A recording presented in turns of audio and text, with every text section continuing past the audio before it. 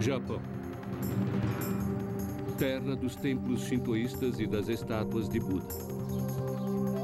Mas existe um livro antigo em inúmeros lares japoneses que nada tem a ver com esses elementos.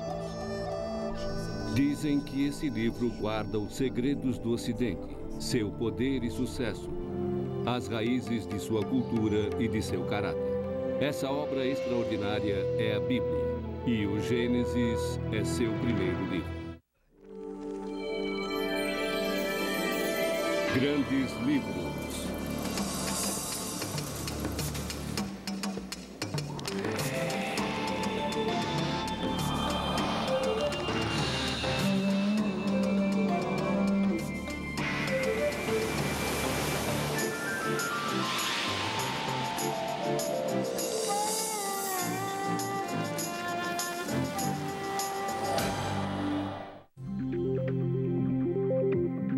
As ideias se comportam de maneira semelhante à dos genes, que determinam nossa altura, estrutura e cor de pele.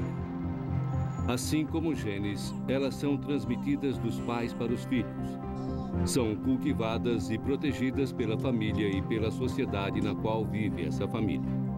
Se a civilização resulta desses genes culturais, então o Gênesis é responsável por alguns traços essenciais de nosso genoma cultural. Foi aí que as primeiras ideias do homem sobre justiça e moralidade ganharam forma. Genesis is about the world before law. It's about a learning God, striving to do justice without rules. Look, God had no problem creating the physical universe. All he needed was 6 days. But he had a lot more difficulty getting it right when it comes to justice. And that's what Genesis is all about, getting it right. Muito mais que um simples livro, o Gênesis é o início de um processo criativo. A interpretação e a reinterpretação contínuas de suas histórias moldaram o povo judeu e o mundo ocidental. 3 grandes religiões, o judaísmo, o cristianismo e o islamismo, têm suas origens no Gênesis. Quase metade de toda a humanidade pode dizer que essas histórias são sua herança cultural. Este é um livro sobre o começo de tudo, da Terra e de todos os seus seres, da humanidade e da condição humana. As histórias vão acompanhando uma única família, que no final vai se tornar um povo, uma nação, uma grande civilização. The only thing that's not given there, curiously, is the origin of God, which the Bible does not see as a matter for speculation. God is above time, above nature, and the story really only begins with our story. É uma história contada 2 vezes, já que a Bíblia apresenta 2 versões da nossa criação. Na primeira versão, o homem e a mulher são criados juntos. Como os recém-nascidos, eles se parecem com o pai. The text says God created humankind in his image, and the image of God that he created, and then male and female he created them. So right from the beginning we know that the image of God is not confined to one sex or the other.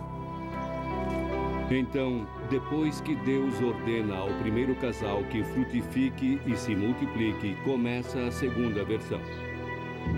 É essa a história que as pessoas em geral conhecem bem. What you have there in Genesis is this interweaving by an unknown editor of 2 earlier oral traditions. There are 2 creation stories in Genesis, no doubt about that, and the scholars say, well, there were 2 stories circulating, and the redactors of the Bible couldn't decide between them, so put them both in. As 2 versões sobre a criação do homem corresponderiam a um plano geral e a um close no cinema.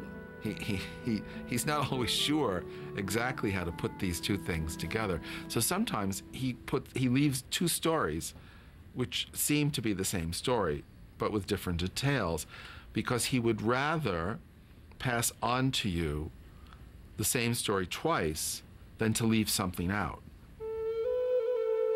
Na segunda história da criação, Deus vê que o homem precisa de um ajudante no jardim do Éden e leva para Adão todos os animais.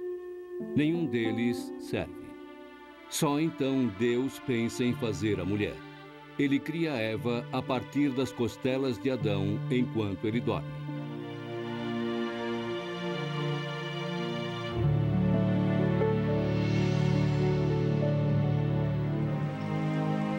Então, Deus e a humanidade vão começar a aprender as lições do novo pai e dos filhos.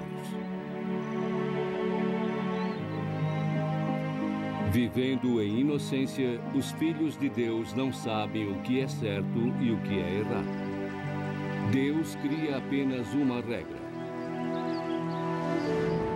Ele ordena que Adão não coma o fruto da árvore do conhecimento do bem e do mal. Se fizer isso, ele morrerá. Uma serpente diz a Eva que eles não vão morrer. Então ela come e oferece a Adão, que também come. Beginning in the Garden of Eden as a kind of parent-child relationship, the first lesson has to do with how one responds to a demand, a command by a parental authority. Adão e Eva são expulsos do jardim do Éden. Sua desobediência causa inúmeros males. A dor do parto, a submissão da mulher, uma vida de trabalho que termina com a morte. O castigo parece exagerado para o crime. Mas muitos acham que não se trata de um castigo, e sim de uma consequência inevitável do conhecimento. It's the end of the sublime ignorance and the beginning of even more sublime knowledge. And Adam and Eve did the right thing by eating of the tree of knowledge. They chose knowledge over immortality. They chose the examined life in the terms of the later philosopher. The biblical story as it reads seems to imply that this is a necessary stage somehow. These people enter our world. If they had stayed in the garden, we wouldn't be who we are. Nessa perspectiva, a história é uma boa metáfora para o amadurecimento. Conseguimos ter a percepção de como a vida funciona e vamos abrindo mão da proteção de nossos pais. Mas no século IV depois de Cristo, uma interpretação bem diferente teria um efeito duradouro. Foi nessa época que o teólogo cristão Agostinho criou uma nova visão para a desobediência de Adão e Eva. Ele a chamou de pecado original. It is a sin so egregious that it leads not only to being thrown out of the garden, thrown out of paradise, but to hell, to damnation. And it cannot be expunged at any time in any generation by individual acts. To be saved from damnation, to be saved from hell, we can only turn to some other source, and that source is Jesus. Além disso, segundo Agostinho, o desejo sexual passou a ser pecado. A culpa de toda essa desgraça recai sobre Eva, a tentadora. E mostra a inferioridade moral de todas as mulheres. Essa visão funcionaria como justificativa para centenas de anos de opressão contra as filhas de Eva. As mulheres deveriam ser controladas para não tentar os homens. Segundo Agostinho, todos os homens nascem maus.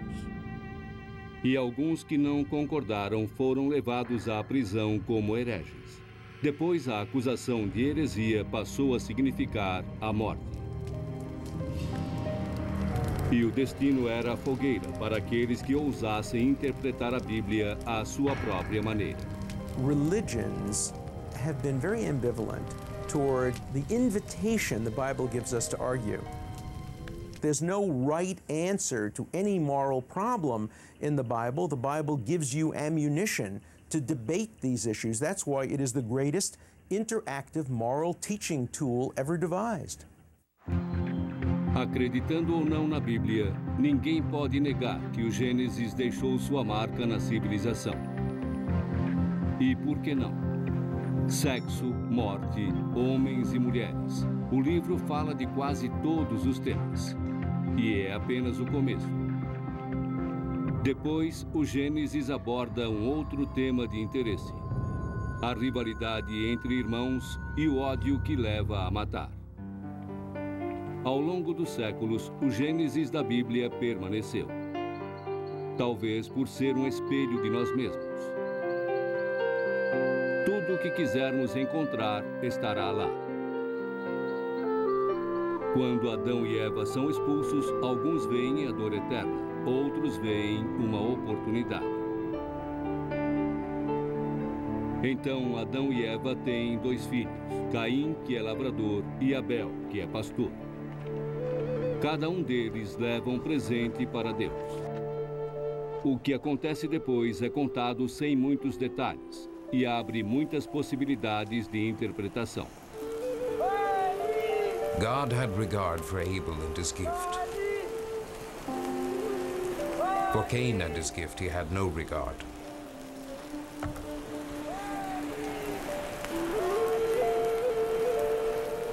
Cain became exceedingly upset, and his face fell.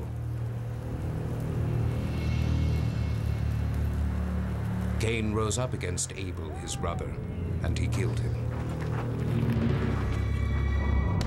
What really happens in Cain's mind at that moment? Remember that we were talking about human beings number 3 and number 4.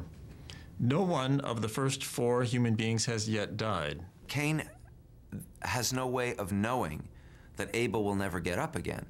There's no precedent for that. I've often thought that he might have imagined it like the sun. The sun falls down every night, but it gets up the next morning. And the Lord said unto Cain, Where is Abel thy brother? And he said, I know not. Am I my brother's keeper? É a evasiva mais clássica. Gee, how can you blame me? I didn't know. But Cain, after all, did know. He lived in a world of animals. He saw what happened when animals die. You can't get off the hook so easily for Cain. Cain kills his brother. He may have only intended to wound him, but he certainly intended to do him harm. É assassinato ou apenas má conduta? Há muitas questões que o Gênesis simplesmente não responde. Caim é expulso. Em comparação com o castigo de Adão e Eva por terem comido uma fruta, sua punição parece ter sido leve. He gets rewarded, essentially. Sure, he's made a wanderer, and the mark of Cain is put on his head, but that's a protective mark. He's actually essentially put in the witness protection program. He whines to God about his punishment, and God says, all right, nobody should hurt my man Cain, 7-fold shall be his punishment, and then he becomes the first real estate developer. Caim vai para o leste do Éden. Lá constrói uma cidade e se casa. Isn't it ironic that the first builder of cities, maybe the builder of civilization, is a murderer? And that's, of course, a metaphor for life, because the great builders of civilization have been murderers, they've been killers, they've been generals, they've been rampaging warriors. Again, it's not a story that says this is right or this is just, it's a story that says this is the real world and it's your job to improve it. Os descendentes de Caim seguem o mau caminho. As cidades se tornam focos de perversão sexual e violência.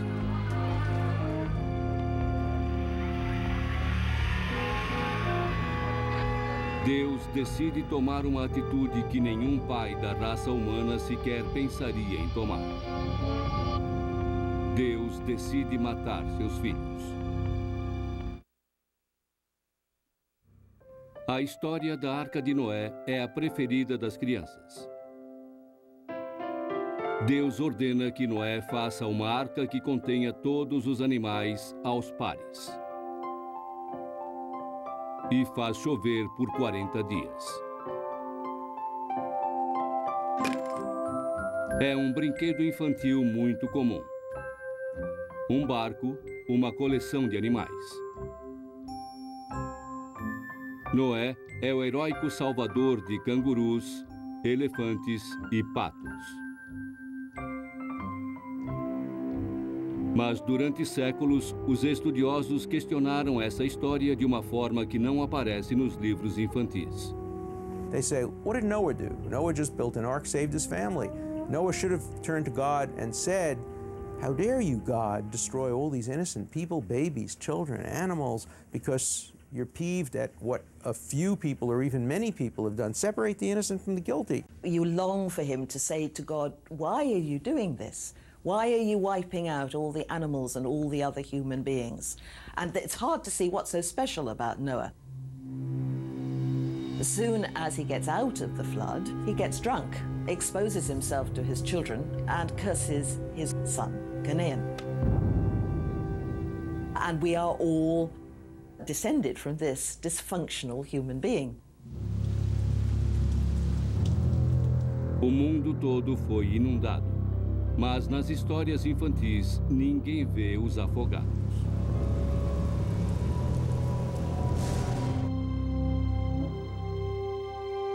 Depois de baixadas as águas do dilúvio, Deus diz a si mesmo: não voltarei a destruir toda forma de vida como fiz agora. Alguns acreditam que com isso Deus esteja admitindo que errou. Instead of starting from scratch by destroying his creation, God should have, and I think he comes to realize it later, work with what he had. Não deveria parecer estranho que o mundo estivesse desregrado antes do dilúvio. Deus ainda não havia criado leis para a humanidade. Então, a lei não existia. He had told Adam, and on the day that you eat from the tree of knowledge, on that day you will die, surely die, and he doesn't carry that through. He vacillates with his punishment of Cain, and it isn't working. And so he overreacts, and only after that does he begin to calibrate the punishment.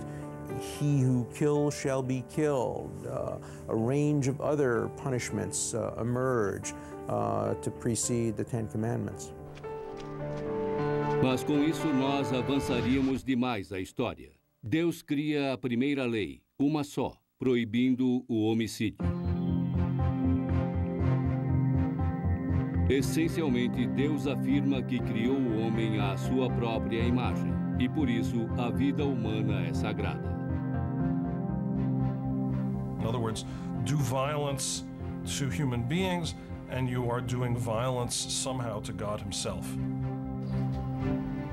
Agora que Deus esclareceu isso, é hora de povoar o mundo novamente. Now these are the begettings of Terah. Terah begot Avram, Nahor, and Haran. So-and-so begat so-and-so, who begat so-and-so, who begat so-and-so, who begat so-and-so. All these begettings, they look terribly boring to us, I think, are very important to the early Hebrews because they are trying to write history. The idea of genealogy is very important to them because the idea of history is very important.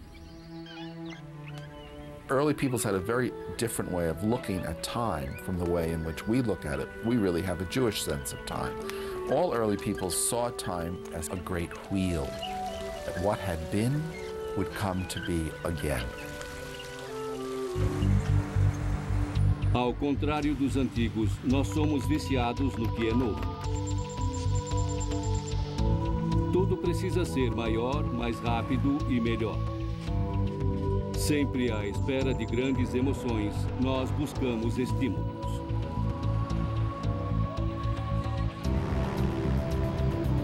Mas o efeito colateral dessa grande ambição é o progresso.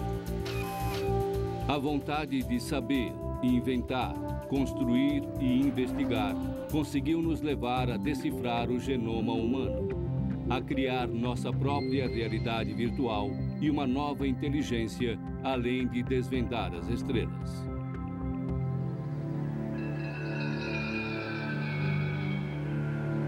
Há quem acredite que essa consciência moderna teve início com um homem chamado Abraão. Já se passaram 300 anos após o dilúvio, segundo o Gênesis. Um dia Deus fala com Abraão, que vivia em Ur, na antiga terra da Suméria, e pede que ele arrume suas coisas e vá para o oeste, até um lugar que Deus vai lhe mostrar. E Deus faz uma promessa. I will make a great nation of you, will give you blessing, and will make your name great. I will bless those who bless you. He who curses you I will damn. All the clans of the soil will find blessing through you. Abraão está a caminho do oeste, com todos os seus pertences, com sua família e seus escravos. Sua decisão de trocar os confortos da civilização pelo mundo selvagem deve ter parecido uma loucura para os sumérios. What you have with Abraham is you have the first person who is told to go out into the unknown and to look forward to surprise. He is the first person ever given a personal destiny, individual destiny. So out of this story of Abraham, you get our idea of time, that the future is actually going to be different from the past. It's going to be something we don't know what. Em 1991, quando os soldados da Operação Tempestade no deserto atravessaram o Iraque para atacar o exército de Saddam Hussein, o campo de batalha era o berço de sua própria civilização. Foi aqui nestas terras, segundo Gênesis, que caminhou um sumério chamado Abraão. Ele deixou sua casa e iniciou uma jornada extraordinária, seguindo seu Deus. Uma jornada repleta de testes para avaliar os padrões morais do futuro patriarca. Perto de onde vivia Abraão existem duas cidades, Sodoma e Gomorra. São cidades de pecado e Deus pretende destruí-las. A história dessas duas cidades e de sua destruição final costuma ser usada como aviso nos dias de hoje. Mas, como história moralizante, sua visão limitada não cumpre seu papel. A verdadeira moralidade se manifesta numa conversa fora da cidade de Sodoma. Deus aparece para Abraão na forma de três estranhos. God makes the conscious decision to talk to Abraham about the destruction of the cities. He wants to get Abraham's take on it, and the text says, because Abraham will become somebody important and he'll keep my laws. Abraão oferece água e comida aos estranhos e lava os pés deles. Então Deus conta a Abraão o que está prestes a fazer. Como na antiga história do dilúvio, Deus propõe uma destruição em massa. Abraham, at the time of Sodom and Gomorrah, is quite different from Noah.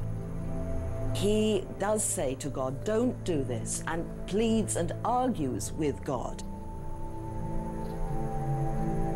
God has realized that it's no good having yes men like Noah, who have no real moral base. Humanity is becoming a partner with God who argues with God. É com Abraão que os filhos de Deus começam a crescer. Abraão apresenta um argumento moral. Ele diz: e se houvesse 50 pessoas inocentes nessas cidades? O Senhor pouparia a cidade para proteger os 50? Deus afirma que sim. Abraão continua a questioná-lo. And says, in effect, how dare you? The word in Hebrew is chalila lacha, and the King James interpretation is very moderate. Far be it from thee. But the actual word in Hebrew has to do with profanity. It would be profane of you, God. It would be sacrilegious of you, God, to destroy the innocent along with the guilty.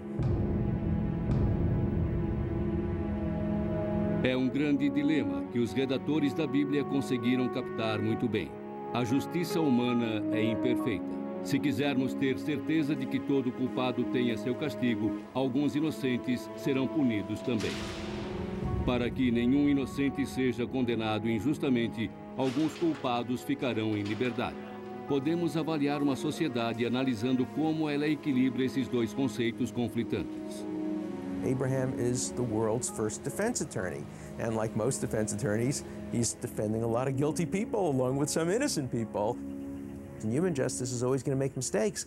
And if we make so many mistakes that 10 innocent people are on death row, maybe we ought to not just save those 10 innocent people, but step back and look at the process by which 10 innocent people could be wrongly condemned. That would be understanding the story of Abraham's argument with God. I don't think he's teaching God. I think God is testing him, and he passes with flying colors. He is willing to consider the possibility that there might be some for whose sake the whole city should be spared. And I find that just amazing. It's a setup. In a sense, it's one of the tests that God gives to Abraham in order to see if he's the right quality to be the patriarch.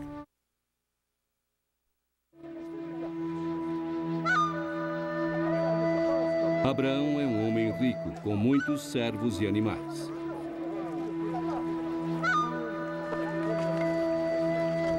Mas o fundamental para um patriarca é ter filhos. Abraão tem 99 anos de idade e a esposa Sara tem 60 anos e ainda não teve filhos. Sara resolve o problema tomando uma atitude que não era incomum naquela sociedade. Ela oferece sua própria serva, Agar, ao marido para ser sua concubina. One of the great themes of Genesis is continuity. Will the line continue? Abraham has been promised numerous descendants, and yet his wife is barren. So you have this little problem between promise and fulfillment. Agar gera um filho, o herdeiro de Abraão. Seu nome é Ismael. Mas logo depois, um milagre acontece. Sara também espera um filho, apesar da idade avançada. Seu nome é Isaac. Agora, Ismael é um obstáculo entre Isaac e a herança. Sem dúvida, essas pessoas agem e erram como qualquer ser humano, e são movidas pela inveja e pela ambição. Sara logo convencerá Abraão a enviar Agar e o filho Ismael para morrer no deserto. It's a wonderful, realistic picture of human beings as they really are. And so when we read these people, we can identify them. We've all been there. We all have these moments of selfishness and self-indulgence, and we all cause harm. A Bíblia diz que Abraão caminha com Deus, mas isso não significa que ele seja perfeito. Any Christian parent could show his child the New Testament and say, follow Jesus and you will be a great person. Follow Muhammad, a Muslim could say, and you'll be a great person. Nobody could say that of the figures in the Jewish Bible. They're all flawed. You don't want your children to be like Abraham. Abraão manda Agar e Ismael para longe, para o deserto.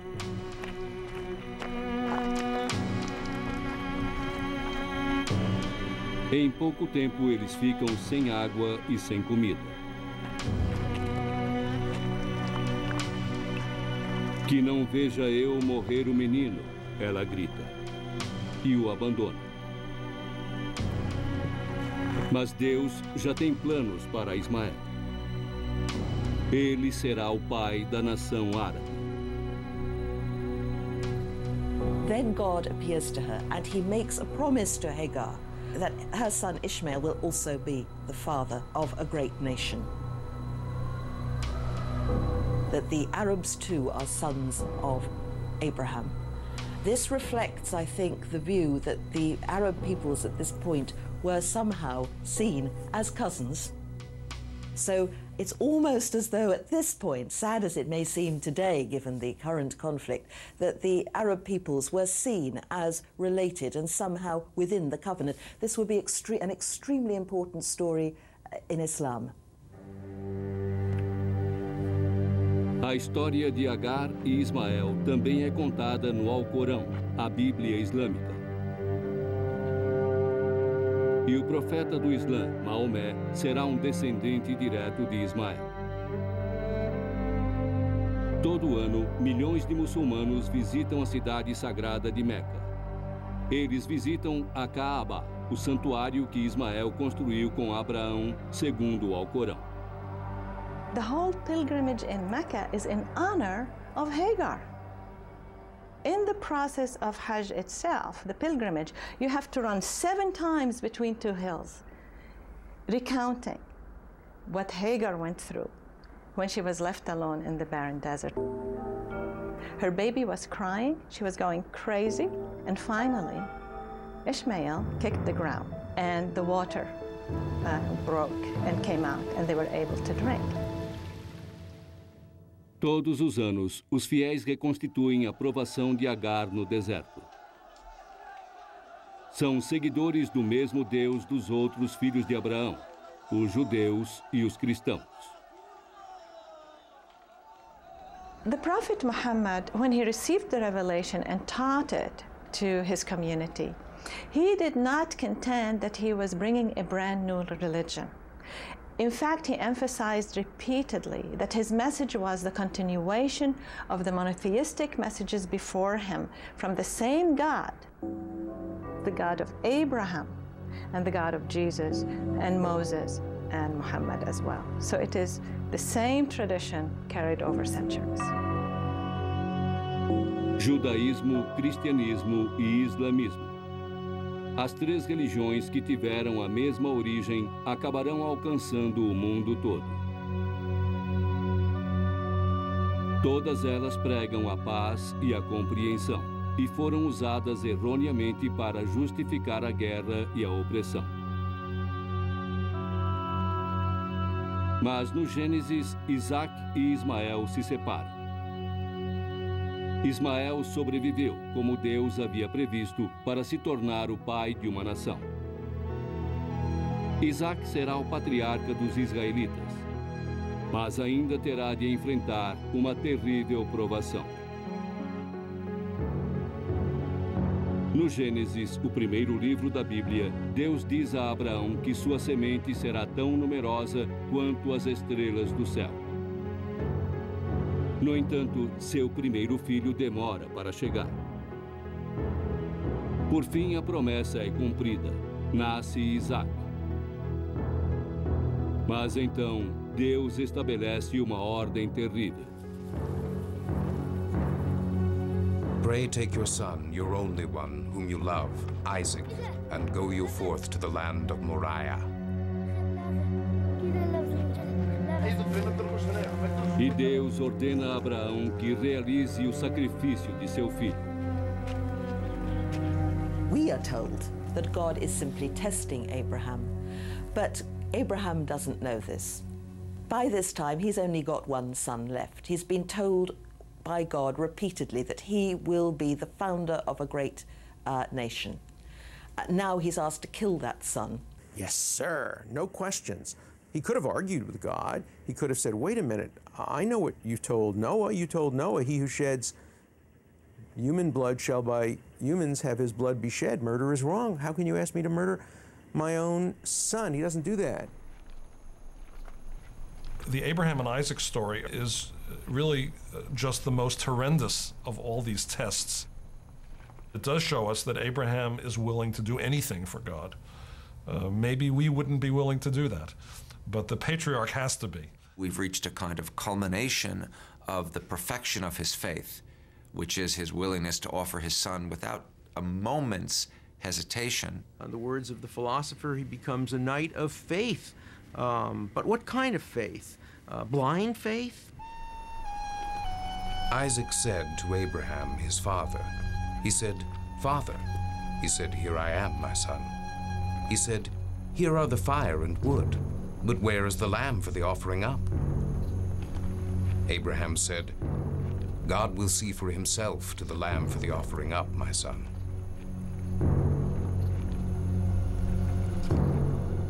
Thus the two of them went together.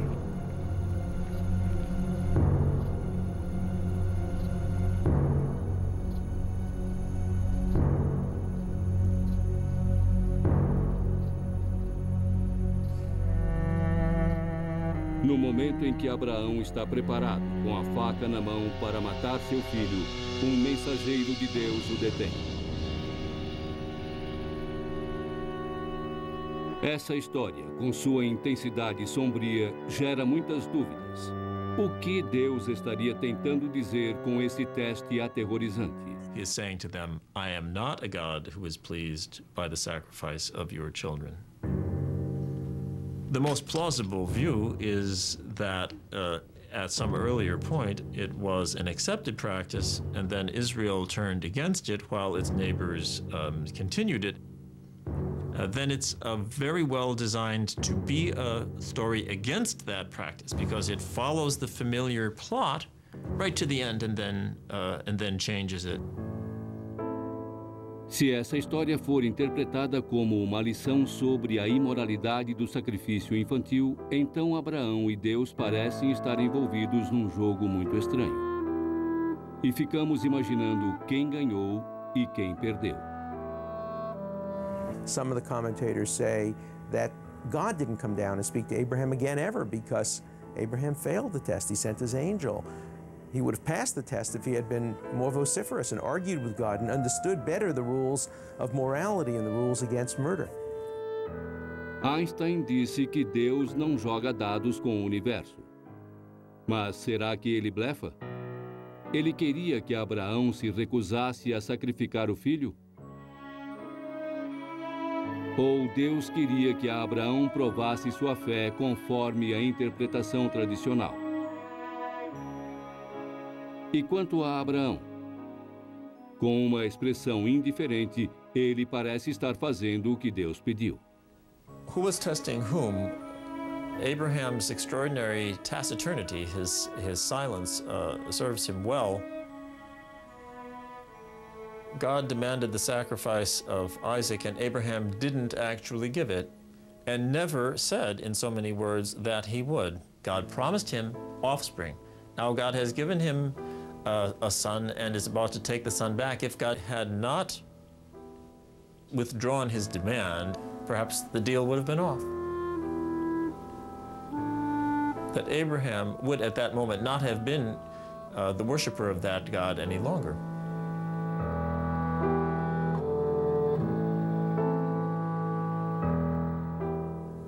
I have to say that the person that I'm thinking about most is Isaac. The biblical passage speculates what Abraham said to Isaac as they were going up the mountain. But I would like to know what on earth they talked about coming down. Isaac has seen his father coming at him with a knife, and thereafter, Isaac scarcely speaks. He's a sort of the weakness of the patriarchs. Caberá ao filho de Isaac, Jacó, continuar seu legado e ser para sempre um exemplo indiscutível de como não conduzir a vida. Em qualquer época, a vida de um menino estaria arruinada se ele visse seu pai pronto para atacá-lo. No livro do Gênesis, o filho de Abraão, Isaac, sente a mesma coisa. Silenciosamente, ele vai deixando de aparecer. God doesn't speak to him directly. God doesn't trust him to find his own wife. And the next time we see him, he's lying on his deathbed, moribund, blind, unable to cope with life around him. It's a terrible symbol of paralysis. Agora é o filho caçula de Isaac, Jacó, que vai carregar o manto dos patriarcas. Isaac é uma peça sem importância, uma vítima. Sua esposa Rebeca receberá a mensagem de Deus. O filho mais velho, o predileto, Esaú, seria enganado e perderia a herança. The normal practice would be for the elder son to inherit the property of his father, but repeatedly in the Bible, the younger son somehow displaces the older son. Isaac, à beira da morte, decide que chegou o momento de passar a herança para o filho mais velho. Ele manda Esaú sair para caçar e trazer seu prato favorito, para assim receber a bênção. Mas Deus tem outros planos. What matters is not human arrangements, but the favor of God. God has the power to lift up whom he chooses and to cast down whom he chooses. And whenever one of these reversals of human normality occurs, it comes as a reminder of who is really in charge. Deus diz a Rebeca que Jacó será o responsável por continuar a linhagem. Ela pede que Jacó vista as roupas de Esaú e prepara o prato de Isaac. Ela manda Jacó enganar o pai para receber a bênção que caberia a Esaú. One of the astonishing things about the Bible to me is the way in which it seamlessly mixes the grand plan, the rise and fall of nations, the coming of age of the people of Israel, in with the most intimate human scenes. And it really pulls it off. They are mundane, everyday. That's this classic biblical way of having the divine and human operating simultaneously. It happens again and again. Jacó finge ser Esaú. Seu pai não tem certeza, mas o disfarce funciona e Jacó recebe a bênção que seria de Esaú. Sem a bênção do pai, Jacó não herdaria nada e seria servo do irmão mais velho. Mais uma vez, Deus favoreceu o menos privilegiado. Well, the contrast that occurs to me is the people of Israel, who are small, late on the scene, insignificant historically, and who yet come to see themselves as chosen for a special destiny. And it's that paradox of weakness and strength at the same time that is shot through these stories. They're always thinking about what does this specialness mean and why us? Certamente podemos perguntar, por que Jacó? Homem que trapaceia, que não é exemplo para ninguém. Ele sai de casa apressado, temendo a ira do irmão.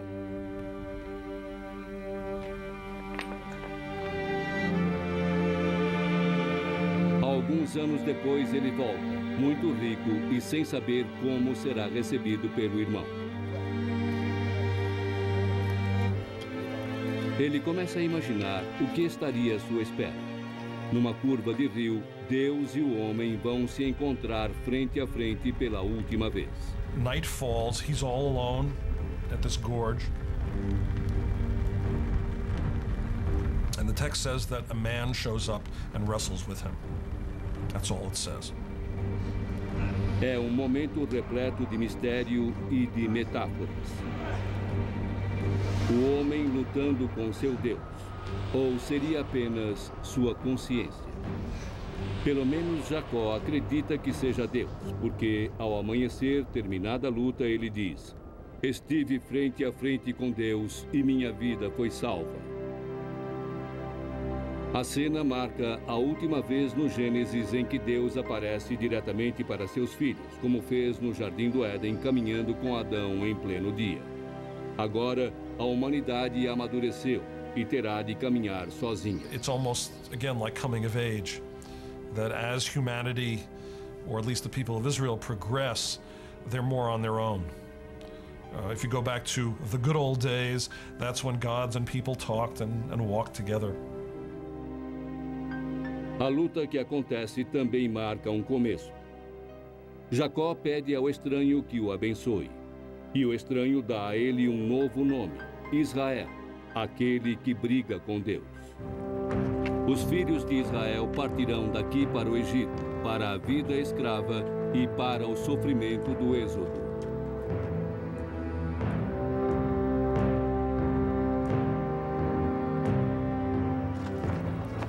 Esaú e Jacó voltam a se encontrar.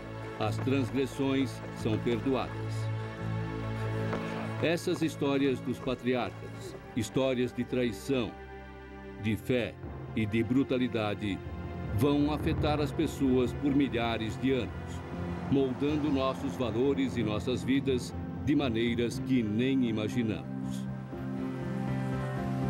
Our consciousness, our laws, our morality, the very fact that it's unthinkable for us to have a civilization and a society without laws is a heritage of the Bible.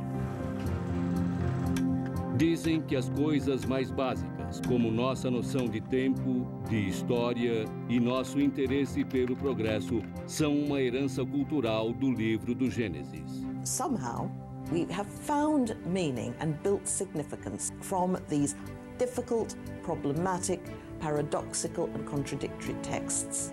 What's a Bible story for other than to stimulate debate? So there are no answers. Conforme formos procurando respostas nessas histórias profundas, o Gênesis continuará se apresentando sob novas formas, ajudando-nos a sair de uma longa infância mergulhada na incerteza e a aperfeiçoar a evolução moral da humanidade. Versão brasileira Clone.